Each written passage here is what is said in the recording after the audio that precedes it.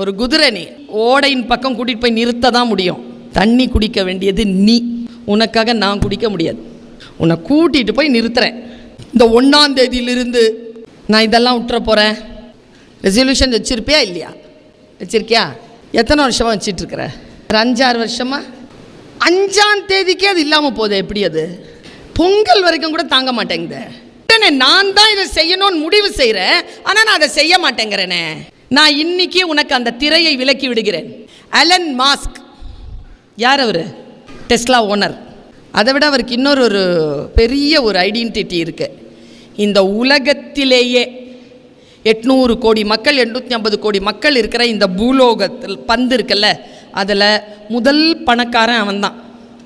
அவன் பண மதிப்பு எவ்வளோ தெரியுமா? நான் 3 நாளுக்கு முன்னால் தான் போய் தேடினேன். எவ்வளோ தாண்டா நீ வச்சுருக்கிறேன்னு. ஒரு மனுஷன் வச்சுருக்கான்ப்பா 56 lakhs crore rupees வச்சுருக்கார். அதுக்கு பெருமதியான சொத்துக்கள், அதற்கான அசையும் அசையா அவ்வளோ பெருமதி அவருக்கு. ஓகே, அவர்கிட்ட ஒரு கேள்வி கேட்கப்படுது. மிரண்டு போனங்க அந்த கேள்வியை பார்த்து. நான் அதுக்கு அந்த ஆள் சொன்ன பதில் இருக்குல்ல, தெரியும்ப்பா நீ ஏன் இவ்வளோ பணக்காரனாக இருக்கிறன்னு இப்போ தெரியுதுப்பான்னு நான் முடிவுக்கு வந்தேன். கேள்வி என்ன தெரியுமா? சார், நீங்கள் ஒரு இலக்கை ஃபிக்ஸ் பண்ணுறீங்க சார். அந்த இலக்கை அடைவதற்கு உங்களுக்கு நீங்களே தர மோட்டிவேஷன் என்ன? ஆலன் மாஸ்க் சொன்ன பதில் என்ன தெரியுமா? உங்கள் கேள்வி எனக்கு புரியவில்லை.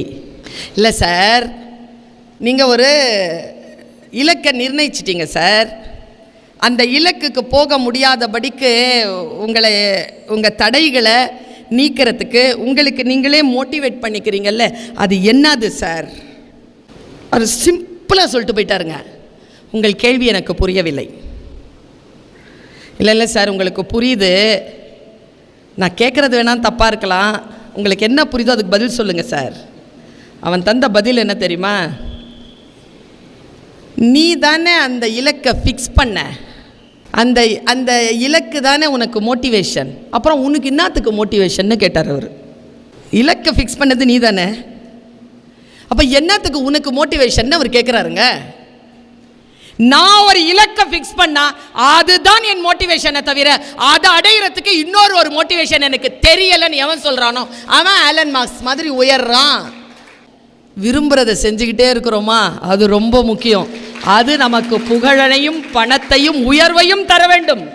எது உனக்கு விருப்பமானது இருக்கிறதோ அதை நீ செய்கின்ற பொழுது உனக்கு பணம், புகழ், செல்வாக்கு, பயணம் எல்லாம் வரணும்.